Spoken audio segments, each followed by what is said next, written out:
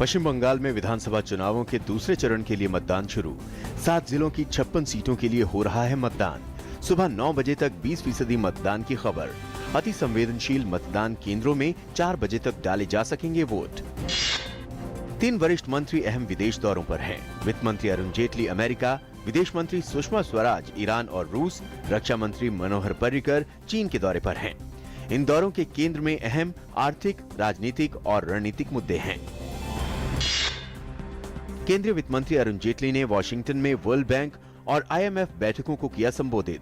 उन्होंने कहा कि भारत विश्व में विदेशी निवेश का है सबसे बड़ा ठिकाना। जेटली ने विश्व बैंक से भारत के सालाना विकास फंड को 100 बिलियन अमेरिकी डॉलर करने की अपील की।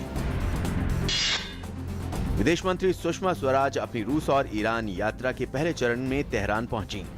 यहां संयुक्त आयोग की बैठक में शिरकत करने के साथ ईरान के नेताओं के साथ करेंगी वार्ता। उनके ईरान दौरे का उद्देश्य तेल और व्यापार के विभिन्न क्षेत्रों में दोनों देशों के संबंधों को आगे बढ़ाना है। पाकिस्तान स्थित आतंकवादी संगठन जैश ए मोहम्मद के प्रमुख मसूद अजहर पर संयुक्त राष्ट्र से पाबंदी लगवाने की भारत की कोशिश में चीन के अडंगा लगाने से दोनों देशों के रिश्तों में आई खटास के बीच रक्षा मंत्री मनोहर पर्रिकर रक्षा संबंध को मजबूत करने के लिए अपनी पहली चीन यात्रा पर शंघाई पहुंचे। इस यात्रा के दौरान उनकी शीर्ष चीनी नेताओं, रक्षा अधिकारियों और चीन के प्रधानमंत्री ली क्विंग से बातचीत की है संभावना। दिल्ली के निकट नोएडा में बेलगाम रफ्तार से चल रही BMW कार ने 4 लोगों को कुचला। घायलों में से एक की हो गई है मौत। चश्मदीदों के मुताबिक आरोपी शख्स पिस्तौल लहराते हुए दूसरी गाड़ी में बैठकर भाग निकला। घायलों को नजदीकी अस्पताल में भर्ती किया गया। अभी तक कार चालक के बारे में पता नहीं चल पाया है। पुलिस मामले की जांच कर रही है। दक्षिण अमेरिकी देश इक्वाडोर में 7.8 तीव्रता का जबरदस्त भूकंप आने से 40 से ज्यादा लोगों की मौत हो गई और सैकड़ों लोग घायल हो गए हैं। भूकंप से भारी नुकसान की आशंका जताई जा रही है। भूकंप के बाद सुनामी की चेतावनी जारी की गई है।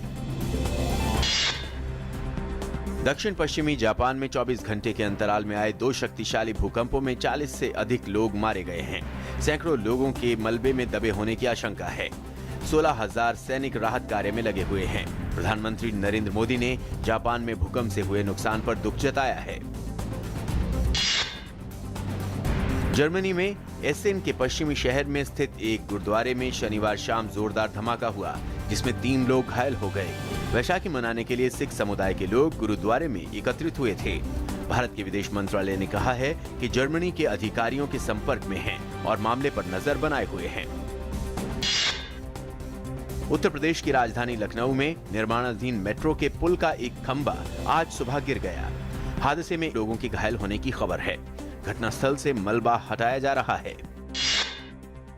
उत्तराखंड के पौड़ी में यात्रियों से भरी तेज रफ्तार बस धूमाकोट के पास गहरी खाई में जा गिरी, जिसमें 5 लोगों की मौत हो गई, जबकि 40 से ज्यादा यात्री घायल बताए जा रहे हैं।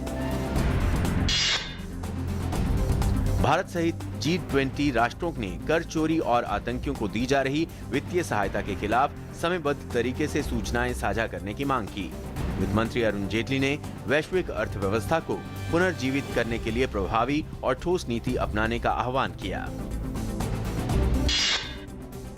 मौसम विभाग के मुताबिक उत्तर पश्चिमी भारत पश्चिमी विक्षोभ की वजह से अगले 48 घंटों के दौरान तापमान में 4 डिग्री सेल्सियस तक की कमी आएगी। इस बीच ओडिशा और तेलंगाना में भीषण गर्मी का प्रकोप जारी है। कुछ जगहों पर पारा 45 डिग्री के पार पहुंच गया। ऑस्ट्रेलिया ने Azlan Shah cup hockey tournament का खिताब जीत लिया है। ऑस्ट्रेलिया ने भारत को 4-0 से हराया। इसी के साथ ऑस्ट्रेलिया ने 9वीं बार इस प्रतियोगिता का खिताब अपने नाम किया है। न्यूजीलैंड के कप्तान केन विलियमसन को Wisden cricketer of the year 2015 के पुरस्कार के लिए चुना गया है। विलियमसन को उनकी टीम के पूर्व कप्तान और विस्फोटक बल्लेबाज ब्रेंडन मैकलम के साथ वर्ष 2015 के 5 सर्वश्रेष्ठ खिलाड़ियों में शामिल किया गया है।